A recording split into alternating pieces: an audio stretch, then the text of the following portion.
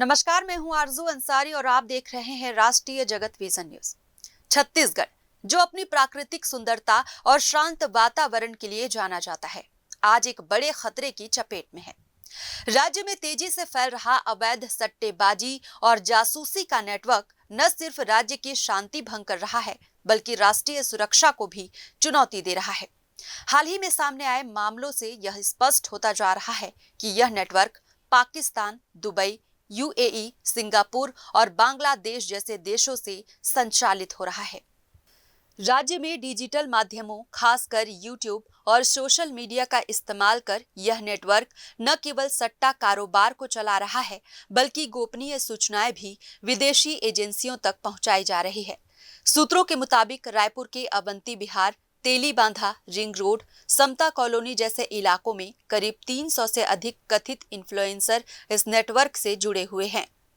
हाल ही में रायपुर में एक बड़े ऑनलाइन सट्टा रैकेट का भांडाफोड़ किया गया, जिसमें निर्दलीय पार्षद बब्बन लालवानी और उनके पिता नंदलाल लालवानी की गिरफ्तारी हुई। इस मामले का सीधा संबंध पाकिस्तान और दुबई से जुड़ा पाया गया। इससे पहले हरियाणा के हिसार के यूट्यूबर ज्योति मल्होत्रा और कुरुक्षेत्र के हरकीरत सिंह को जासूसी के आरोप में गिरफ्तार किया गया था।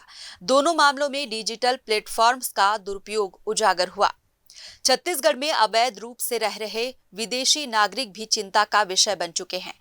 हाल ही में भिलाई के सुपेला क्षेत्र से एक बांग्लादेशी महिला को फर्जी दस्तावेजों के साथ गिरफ्तार किया गया, जो ईमो ऐप के जरिए बांग्लादेश से लगातार संपर्क में थी।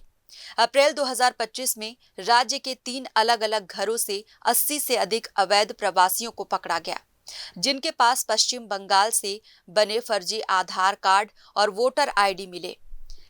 इस मामले की गंभीरता को देखते हुए केंद्र सरकार के गृह मंत्रालय ने सुरक्षा एजेंसियों को कड़ी कार्रवाई की छूट दी है।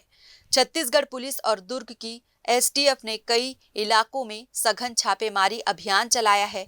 सुरक्षा विशेषज्ञों का मानना है कि यदि एनआईए या सीबीआई जैसी एजेंसियां इस नेटवर्क की गहराई से जांच करें तो सैकड़ों चौंकाने वाले खुलासे सामने आ सकते हैं। राज्य में फैला यह नेटवर्क केवल आर्थिक नुकसान नहीं पहुंचा रहा, बल्कि देश की रक्षा और गोपनीयता को भी गंभीर खतरे में डाल रहा है। हवाला के माध्यम से विदेशों में पैसे का लेन देन, फर्जी दस्तावेजों पर अवैध नागरिकों की मौजूदगी और डिजिटल प्लेटफॉर्म्स के जरिए सूचनाओं का आदान प्रदान, यह सब राष्ट्रीय सुरक्षा के लिहाज से बेहद चिंताजनक है। विशेषज्ञों का कहना है कि इस खतरे से लड़ने के लिए आम नागरिकों की भागीदारी भी जरूरी है। यदि किसी के आसपास कोई संदिग्ध गतिविधि नजर आती है तो तुरंत पुलिस या सुरक्षा एजेंसियों को सूचना देनी चाहिए। सोशल मीडिया पर किसी भी अनजान लिंक, ऐप या चैनल से सावधान रहने की जरूरत है। फिलहाल इस खबर में बस इतना ही। देश प्रदेश की खबरों से अपडेटेड रहने के लिए हमारे चैनल को सब्सक्राइब करें और नए खबरों के नोटिफिकेशन के लिए बेल आइकन को जरूर दबाएं। नमस्कार।